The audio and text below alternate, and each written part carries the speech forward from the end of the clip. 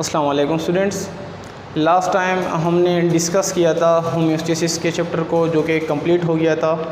And पे जो topics थे जिसमें हमारे पास डायलिसिस था, हीमोडायलिसिस था, पेरिटोनियल डायलिसिस था, किडनी ट्रांसप्लांट को होप कि तुम लोगों ने तैयार किया होगा। चूँकि इस मंथ के एंड पे क्या होंगे, एग्ज़ाम होंगे, तो वो चैप्टर तुम लोग का क्या होगा उस एग्ज़ाम में इंक्लूड होगा, क्योंकि उससे क्या आते हैं लॉन्ग क्वेश्चन भी होगा, शॉर्ट क्वेश्चन भी होगा। तो हम वो चैप्टर करेंगे ऑनलाइन क्लासेस में, जिससे क्या होते हैं लॉन्ग क्वेश्चन पॉसिबल होते हैं।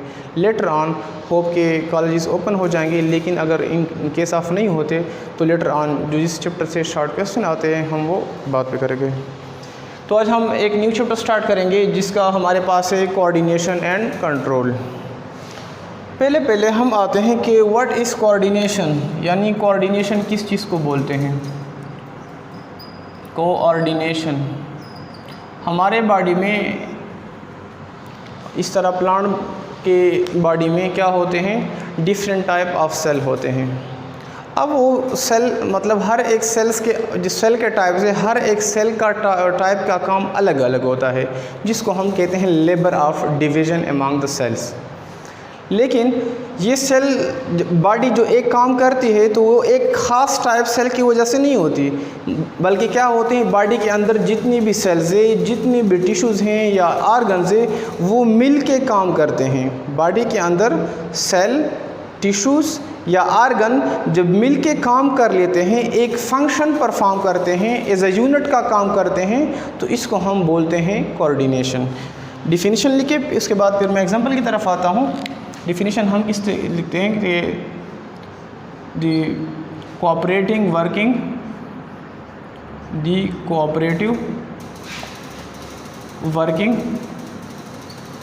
Of cells, tissues and organs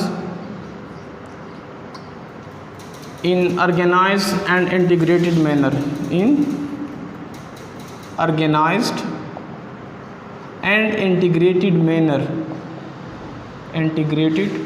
manner is called as coordination। यानी द कोऑपरेटिंग वर्किंग, अगर हमारे बॉडी के अंदर सेल, टिश्यू, ऑर्गन सारे मिल के इंटीग्रेटेड का मतलब यूनिटी के तौर पे काम कर लेते हैं, तो इसका जो काम होगा वो उसको हम क्या कहते हैं, कोऑर्डिनेशन। अब फॉर एग्जांपल कोऑर्डिनेशन से हट के अगर मैं जाऊं तो लेट सपोज़ मैं कहता हूं कि हमारे किडनी के सेल्स, तो किडनी का सेल क्या होता है, ब्लड को फ़िल्टर करना। तो हम अलहदा तो नहीं कह सकते कि किडनी मेरे बॉडी में किडनी सेल ब्लड को फ़िल्टर कर रहे हैं, नहीं, बल्कि मैं क्या कर रहा हूं, सिंपल सा एग्जांपल है। फॉर एग्जांपल इस टाइम मैं बोर्ड पे लिख रहा हूं, ठीक है, तो जब मैं लिखाई कर रहा हूं मेरे सेंसेस, ठीक है, यानी मेरे आइज़ भी काम कर रहे हैं, मेरे बोन्स के साथ मसल अटैच है, मसल भी काम कर रहे हैं, मेरा ब्रेन यानी नर्व सिस्टम भी काम कर रहा है, ठीक है, मेरा हार्ट बीट जो कि ब्लड सप्लाई कर रहा है वो भी काम कर रहा है। लिहाजा यही नर्व सिस्टम, यही हमारा जो ब्लड से, ये सारे के सारे मिल के मतलब कोऑर्डिनेशन में, जिसकी वजह से मैं क्या कर रहा हूँ, लिख रहा हूँ, तो इसको बोलते हैं कोऑर्डिनेशन। फॉर एग्ज़ाम्पल एक और एग्ज़ाम्पल है, क्रिकेट हम खेलते हैं, क्या खेलते हैं, क्रिकेट। तो फॉर एग्जांपल कोई प्लेयर है वो कैच कर रहा है, बॉल को कैच कर रहा है। जब वो बॉल को कैच करने के लिए भागता है तो उस टाइम क्या करते हैं, इनके मसल भी काम करते हैं, इनका हार्ट भी काम करता है, ब्रेन भी काम करता है, ईयर भी काम करते हैं, उसके आई साइड भी काम करता है। लिहाजा वो सारे मिल के काम कर रहे हैं, क्या काम कर रहे हैं, कैच को पकड़ना। लिहाजा सारे ऑर्गन्स का, टिश्यू का मिल के काम करना, जिसकी वजह से जो फंक्शन परफॉर्म हो रहा है, इसको हम नाम देते हैं कोऑर्डिनेशन। समझ आ गया होगा तुम लोगों को। तो इनका एग्जांपल बुक में भी है, बाकी कोई और भी दे सकते हैं। अब हमारे पास कोऑर्डिनेशन के 2 टाइप्स हैं, types of coordination, types of coordination. एक को हम नाम देते हैं नर्वस कोऑर्डिनेशन, नर्वस कोऑर्डिनेशन, जबकि पूरे चैप्टर में हम क्या डिस्कस करेंगे, नर्व सिस्टम को, न्यूरॉन को, ब्रेन को करेंगे, नर्वस कोऑर्डिनेशन। दूसरा हमारे पास है chemical coordination, chemical coordination. Nervous coordination is brought about by the nervous system, यानी हमारे बॉडी के अंदर क्या है, नर्वस सिस्टम है, जिसमें हमारे नर्व्स हैं, न्यूरॉन्स है, हमारा ब्रेन है, हमारा स्पाइनल कार्ड है, वो क्या कर लेते हैं, नर्वस कोऑर्डिनेशन को बना देते हैं। आगे इसको भी डिटेल में पढ़ेंगे, एग्जांपल दूंगा, क्लियर हो जाएगा तुम लोग को। इट इज़ ब्रॉट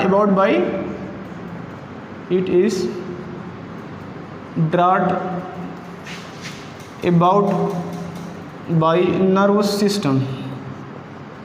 अब नर्वस सिस्टम में क्या क्या आते हैं, नर्व्स आते हैं, न्यूरॉन आते हैं, ब्रेन है, स्पाइनल कार्ड है, सारा का सारा। एक है हमारे बॉडी के अंदर केमिकल कोऑर्डिनेशन।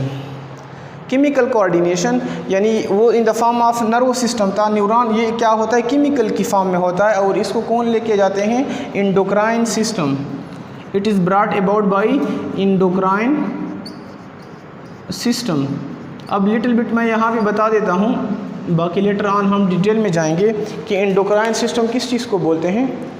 हमारे बॉडी के अंदर एक सिस्टम है, यानी वो क्या कर लेते हैं, एंडोक्राइन सिस्टम, इसमें ग्लैंड्स मौजूद होते हैं। क्या मौजूद होते हैं, gland.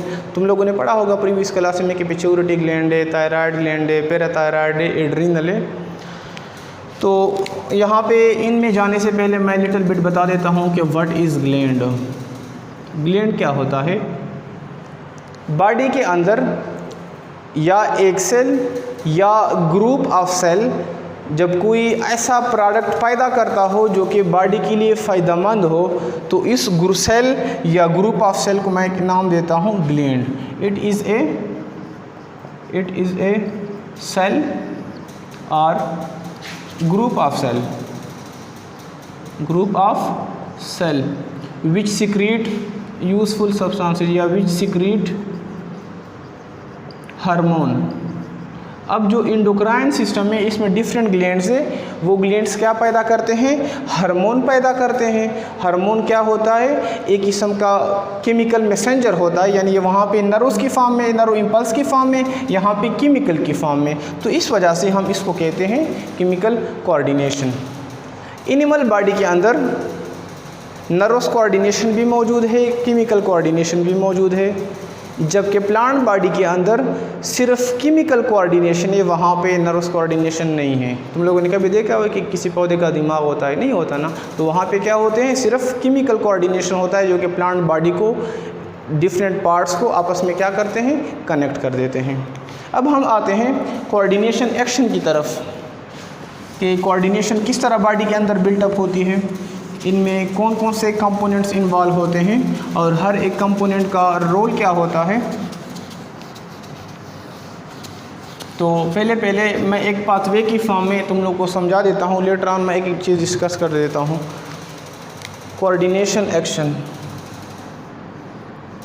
Coordination action, coordination action में मतलब जो पाथवे की फॉर्म में है, सबसे हमारे पास होता है स्टिमुलाई या जिसको हम स्टिमुलस बोलते हैं। इसके बाद हमारे पास आ जाता है रिसेप्टर आ जाता है। इसके बाद हमारे पास कोऑर्डिनेटर आ जाता है। इसके बाद हमारे पास आता है इफेक्टर आ जाता है, और इसके बाद हमारे पास आ जाता है रिस्पांस आ जाता है। अब मैं एक एक डिटेल में समझा देता हूँ। पहले हम आते हैं व्हाट इज़ स्टिमुलाई और स्टिमुलस। व्हाट इज़ स्टिमुलाई या व्हाट इज़ स्टिमुलस, ये किस चीज़ को बोलते हैं। स्टिमुलाई या स्टिमुलस कि बॉडी के अंदर यानी इन्वायरमेंट में कोई चेंज आ जाए, इन्वायरमेंट में कोई चेंज आ जाए। अब जो इन्वायरमेंट हमारे बॉडी से बाहर है, एक्सटर्नल इन्वायरमेंट हो गया हमारे बॉडी के लिए, जो हमारे बॉडी का इंटरनल इन्वायरमेंट है, उसमें यानी बॉडी से बाहर कोई चेंज आ जाए या बॉडी के अंदर कोई चेंज आ जाए, तो इसको क्या करते हैं, और वो ऑर्गेनिज्म को इस बात पे मजबूर करे कि वो रिस्पांस दे दे। तो इसी चेंज को यानी इन्वायरमेंट में किसी चेंज आने को हम क्या नाम देते हैं, इसको हम कहते हैं स्टिमुलस। क्या नाम देते हैं, stimulus.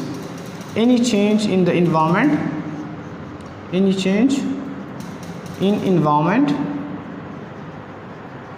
which cause the organism to respond, which cause the organisms to response. अब मैं एग्जांपल देता हूँ कि फॉर एग्जांपल क्या हो गया, बाहर गर्मी है, बहुत ज़्यादा हीट है, तो ये क्या है, एक किस्म का चेंज है।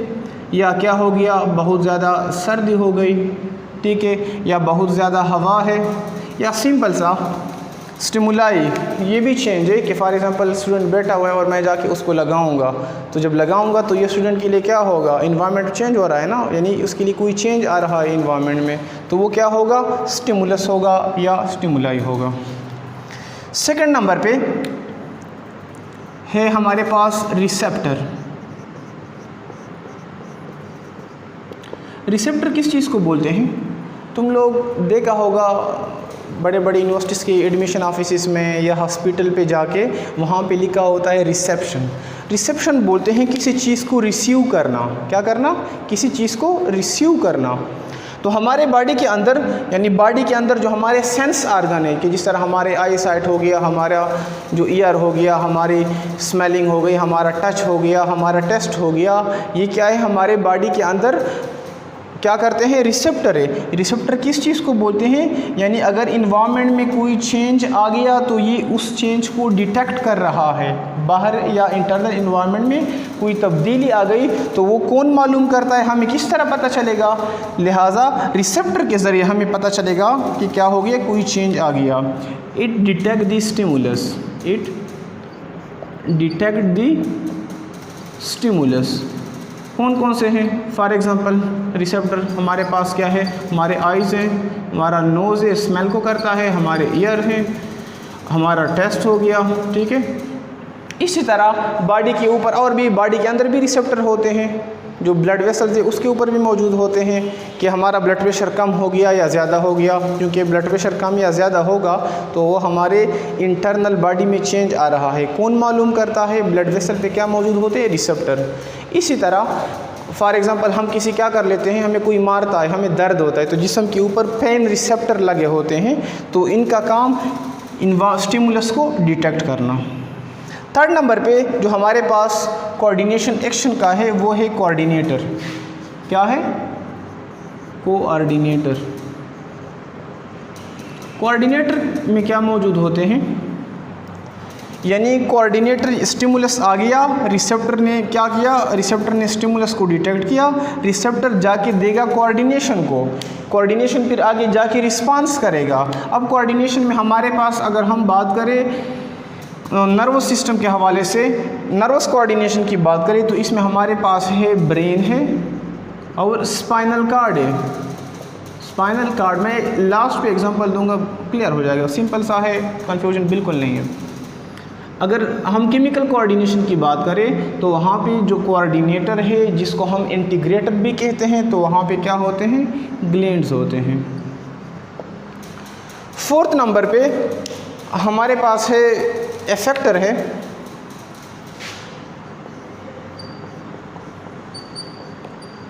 इफेक्टर मतलब कोऑर्डिनेशन को बाहर चेंज आ गया, रिसेप्टर ने उस चेंज को मालूम किया, कोऑर्डिनेटर के पास भेजा, कोऑर्डिनेटर क्या करेगा, उसको रिस्पांस करेगा, मतलब वो मैसेज देगा, किस चीज़ को देगा, मतलब ये हमारे पास जो नर्वस कोऑर्डिनेशन है उसमें ये देगा, मसल्स को देगा, और जो हमारे पास केमिकल कोऑर्डिनेशन है उसमें ग्लैंड्स को कहेगा कि जाके हार्मोन पैदा करो।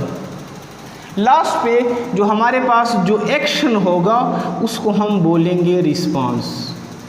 क्या बोलेंगे, रिस्पांस बोलेंगे, यानी the action of effector, action of effector, यानी कि इफेक्टर ने जो काम किया उसको हम क्या बोलेंगे, रिस्पांस बोलेंगे। सिंपल सा एग्जांपल दूंगा, फिर हम आएंगे साइंटिफिक एग्जांपल की तरफ आएंगे। फॉर एग्ज़ाम्पल मैं जा रहा हूँ रास्ते में, ठीक है। अब रास्ते में क्या हो गया, रास्ते में सामने मुझे एक कुत्ता नज़र आया, ठीक है। मेरे कुत्ता क्या है मेरे लिए, अब मुझे पता है कि कुत्ते ने मुझे काना है, उसने मुझे क्या करना है, काटना है, ठीक है। तो कुत्ता मेरे लिए हो गया स्टिमुलस, हो गया, क्या हो गया, स्टिमुलस हो गया, क्योंकि मेरे लिए क्या है, एक्सटर्नल इन्वायरमेंट में चेंज है, ठीक है। किस चीज़ ने डिटेक्ट किया, मेरे आइज़ ने उसको किया, तो मेरे आइज़ क्या हो गए, रिसेप्टर हो गए। मेरे आइज़ ने मैसेज पास किया, किस चीज़ को पास किया? कोऑर्डिनेटर को, मेरे ब्रेन को पास किया। ब्रेन ने क्या काम किया? उसने मेरे मसल को बता दिया, हाथ में, मेरे हाथ में क्या है? मसल्स है। मैंने क्या उठा दिया? पत्थर उठा दिया। क्या उठाया? पत्थर उठाया। जब मैं पत्थर मारूंगा कुत्ते को, वो क्या होगा? मेरा रिस्पांस होगा। क्लियर हो गया सबको? सेकंड एग्जांपल की तरफ आ जाए। फॉर एग्ज़ाम्पल हमें कोई क्या करता है? टच करता है। क्या करता है? टच करता है। अब जो टच हो गया हमारे लिए, ये क्या हो गया? एक्सटर्नल इन्वायरमेंट में चेंज होगा। क्या होगा? चेंज होगा। लिहाजा जो टच हो गया, इसको मैं नाम दूंगा, स्टिमुलस का नाम दूंगा। क्या नाम दूंगा? स्टिमुलस। बॉडी के ऊपर लगे होते हैं टच रिसेप्टर्स, उन्होंने टच को डिटेक्ट किया कि किसी ने क्या किया? टच किया। लिहाजा वो मैसेज जाएगा in the form of nerve impulse की फॉर्म में जाएगा, ब्रेन को जाएगा। कहाँ पे जाएगा? ब्रेन को जाएगा। ब्रेन क्या करेगा? मसल को बताएगा, यानी उसका हाथ पकड़ के रिमूव करना। जब हमने रिमूव किया, मसल ने जो काम किया वो क्या हो गया? रिस्पांस हो गया। होप कि तुम लोग को समझ आ गया होगा। कि एक दफ़ा मैं दोबारा समरी की तरफ आता हूँ। आज हमने क्या किया? आज हमने डिस्कस किया कोऑर्डिनेशन को, कि कोऑर्डिनेशन क्या है? कि बॉडी के अंदर कोई भी सेल, टिश्यूज़ या आर्गन अकेले काम नहीं करते तो अकेले ही, लेकिन जो बॉडी का फंक्शन होगा as a unit function consider होगा। ठीक है, ये सारे मिल के काम करेंगे तो इसको हम कहते हैं कोऑर्डिनेशन। इसका एग्जांपल भी मैं दे चुका हूँ। हमने ये कहा कि बॉडी के अंदर कोऑर्डिनेशन दो तरीक़ों से होती है। नर्वस कोऑर्डिनेशन है, एक केमिकल कोऑर्डिनेशन है। Nervous coordination is brought about by nervous system, whereas chemical coordination is brought about by the endocrine system. Endocrine system में हमने ग्लैंड को डिस्कस किया, जो कि क्या पैदा करते हैं? हार्मोन पैदा करते हैं। हार्मोन क्या है हमारे पास? केमिकल मैसेंजर, यानी मैसेज देते हैं बॉडी को in the form of chemical का। तुम लोग क्या करते हैं? यानी केमिकल मैसेंजर का वर्ड अगर मैं हार्मोन के लिए यूज़ करूँगा, तुम लोग फेसबुक पे क्या करते हैं? वहाँ पे होता है मैसेंजर। उस मैसेंजर पे तुम लोग वीडियोस भेजते हैं, मल्टीमीडिया की फॉर्म में पिक्स भेजते हैं, उसमें तुम वॉइस रिकॉर्ड भेजते हैं, टेक्स्ट भेजते हैं। लेकिन किस फॉर्म में होते हैं? या टेक्स्ट में, या वॉइस में, या मल्टीमीडिया। ग्लैंड इसी तरह मैसेज भेजते हैं, लेकिन किस फॉर्म में? केमिकल की फॉर्म में। और उस केमिकल फॉर्म को नाम देते हैं हार्मोन का नाम देते हैं। फिर हमने क्या किया? हमारे पास जो कोऑर्डिनेशन एक्शन का पाथवे है, बाज़ औक़ात सिर्फ आता है पेपर में कि right the pathway of coordination action, तो तुम लोगों ने एग्जैक्ट यही 5 कंपोनेंट्स लिखने हैं। कि पहला स्टिमुलस है, तरतीब से लिखने हैं। जिस तरतीब से उल्टा हो गया तो फिर कोऑर्डिनेशन एक्शन नहीं होगा। कि स्टिमुलस है, रिसेप्टर को कर लेता है, रिसेप्टर कोऑर्डिनेटर के पास मैसेज लेके आता है, कोऑर्डिनेटर इफेक्टर के पास लेके आता है, और इफेक्टर जाके फिर रिस्पांस शो करता है। तो इसको बोलते हैं pathway of coordination action. 2 marks के लिए अक्सर हमेशा पेपर में आता है शॉर्ट क्वेश्चन के तौर पे। बाकी जो पूरे कंपोनेंट्स है 5 के 5 कंपोनेंट, जिसमें स्टिमुलस है, रिसेप्टर है, coordination, effector, definition with example, हर एक का डिफिनीशन विद एग्जांपल। तो ये लॉन्ग क्वेश्चन तुम लोग का क्या हो गया? बन गया। इंशाल्लाह नेक्स्ट लेक्चर में हम स्टडी करेंगे ह्यूमन नर्वस सिस्टम को। कि ह्यूमन नर्वस सिस्टम में हम जाके न्यूरॉन के स्ट्रक्चर को डिस्कस करेंगे। अपना बहुत सारा ख्याल रखिएगा। तब तक के लिए अल्लाह हाफिज़। That's all about the lecture.